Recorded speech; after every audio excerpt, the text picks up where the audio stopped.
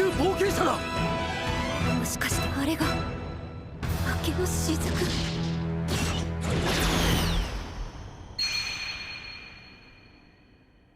デスナイトとデスウォリアーがあんな簡単に。想定通りか。 So right off the cuff this week, the first thing that I have to get out there is last week I made a mistake, and the mistake wasn't. I'm gonna take ownership of it, but I don't think it was completely my fault. The subs of the people who subtitle the Crunchyroll adaptation of Overlord, and the people who get paid a lot of money to do these subs, not the fan subs out there doing the Lord's work, completely for free, trying to, benefit themselves with their linguistics and their language translation.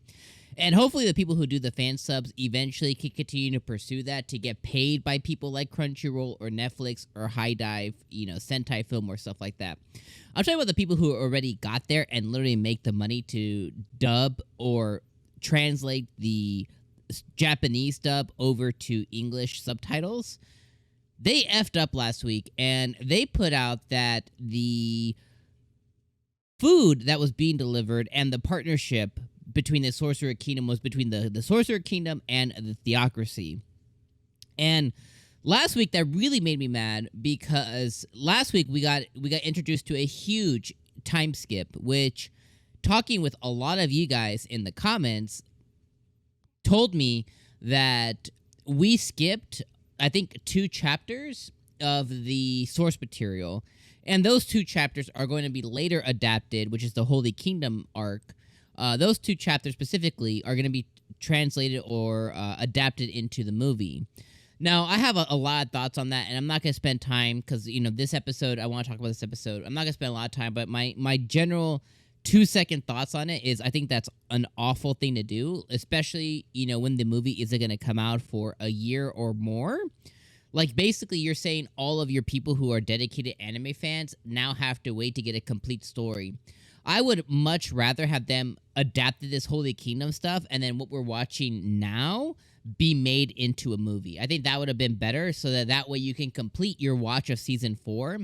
And the movie is in addition and a stopgap between Season 4 and Season 5.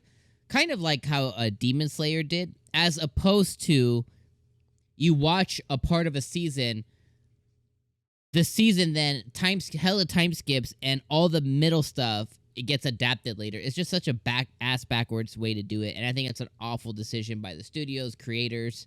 Anybody who had any input in this decision, it was an awful decision. Okay. So I just want to put that out there that it was the Holy Kingdom and not the Theocracy, just because I had a lot of people calling me out for it, and I had no idea that I was completely getting it wrong. So that's where I'm going to start. So this episode starts off with Albedo, entering the Riesti's kingdom, and she's talking to the king there. He offered up his head last week, and we immediately find out that, okay, those food supplies that are being delivered were being delivered to the Holy Kingdom. So we now know that the Sorcerer Kingdom has a partnership with the Holy Kingdom, which we will get all that stuff filled in for us. For those who are like me who watch anime only, we're going to get that stuff filled in for us later on in the movie. Then we decide, then the episode then goes to, okay, we have a war. So here's kind of the notes. Let me go in this order here just so I can get it out, and then I'll talk about my overall opinion. So we go from then the war, which is Albedo declaring war. She then goes and has Ains's words relayed to the king, which is basically like, if you come and you invade Riantel first, be our guest, but in a month's time, we're declaring war. We then find out that we get another effing time skip, so we get a whole month from that point on. We get a whole month that passed. Who knows what the hell happened in that month? I don't know. Then we see that, okay, now the war is going to happen. Albedo gets pat on the back because she got a lot of the Riesti's kingdom nobles to come over. We get introduced to Negredo, which is Albedo's sister. Her, along with the dog lady, I forget what the dog lady's name is, but they basically want Ains to save a lot of the different humans because they feel like the humans are paving the way of the future. They're the ones that are innovating and really like kind of taking things to the next level. She uses a biscuit as an example, which I thought was really cool. Then they decide on to just let a little bit of people go, from all these attacks. Ains initially gets called out for why has he been letting people go? Well, these survivors, their plan ended up working out. These survivors have started and spread the word of Ains and all the atrocities that have been happening. They've been spreading the word, so the fear is at an all-time high because of Negredo's plan to try and save some of these humans, especially the babies and stuff. We then get introduced to these, not adamantite, I keep saying, it drives me nuts. I apologize, guys. So we get introduced to these adventurers. They're not quite adamantite, but they're the level right below it. I forget what exactly their level is, but essentially they're there to, kind of to protect the front gates. And Ains has set up a whole bunch of different zombies, as well as 2 Death Knights. So like very simple attack. No big frills. Couple of Death Knights. He can conjure up hundreds of these things. No problem. No issue there.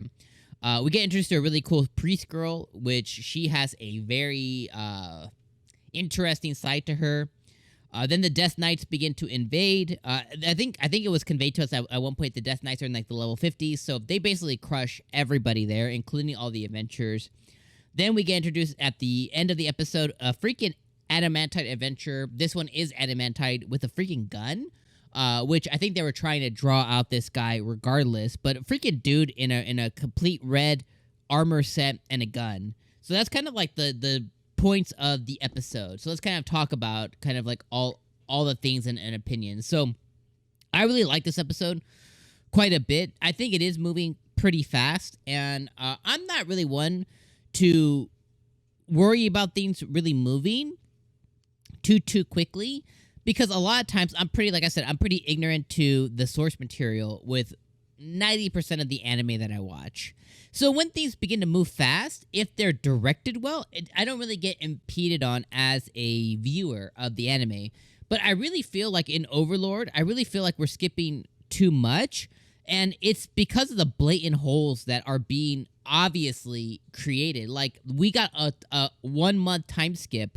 Well, I'm not saying that I want them to spend day by day of that whole entire month them getting prepared for this war, but maybe just a couple of, like 2 minute, like a couple of 2 minute flashes, or, give me a little insight into those things that have happened in that 1 month. Now, again, I've said this before. I know Overlord likes to show us something that happens here and then circle back to something that happened in the past, and it has done that, and it has worked for the most part. And I think it has the most success working when you're binge watching an entire season. But when you're waiting week by week, it creates too many holes. And I'm like, I really want to know what happened in this month time frame. I want to know what happened before we got to this point even. But regardless, I know that that's going to be the movie, so like, I'm not going to complain too much about that.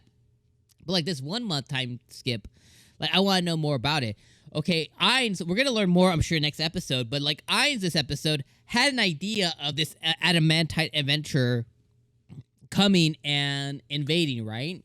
Who did he talk to about that? Did he talk to anybody about that? And I would like to know some preemptiveness to kind of like, okay, here's this specific plan here. You know what I mean? Like, and what his expectations are. I just feel like there was a lot of things that I was missing. Overall, though, because there were so many different things that happened, I just feel like there was a lot to absorb this episode. And at the same time, I feel like I wasn't given enough time to like really, really absorb it. We also got introduced to Albedo's sister, which I've never seen her before. Like, what happened to her face? Why is she designed that way? Normally, Ains does a pretty good job as the narrator of the story of kind of really diving into who these characters you're introducing are. But this time, all he really said was, "Oh, this is Albedo's sister. She's been locked away. I told her that she had to stay here in the tomb of Nazarick." Albedo was a little perturbed about that, but he didn't really explain, like, who was she in service to? Which of the different guild members was it? Who designed her? He didn't really spend any time on that, so I feel a little bit in the dark when it comes to her. Although I thought she was a really cool character, very interesting personality, and the whole no-face stuff is like, did she just rip off her face recently? Was that always that way? There's a lot of questions that I had, and I just feel like this episode led me into having a lot of different questions, which I guess is a good thing because curiosity is a very good thing to want a viewer to come back to watch more. But at the same time, it's like I feel like I'm just missing a lot of context with a lot of things, which is kind of why I'm feeling the way I am. Although I really enjoyed the episode, I love seeing the Death Knights attack. I like seeing the different adventures. I like seeing some plans to come to fruition. I love seeing Albedo's attitude, and threatening and to kill people. I love seeing her, always protect the name of Ains. I love seeing her, kind of be the democratic kind of like representation of the Sorcerer Kingdom.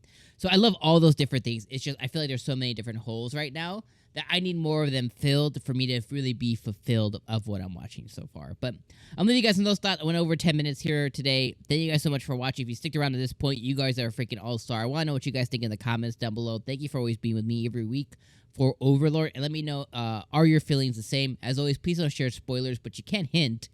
Just don't share any spoilers below. All right, my friends. I'll see you guys next week. Deuces.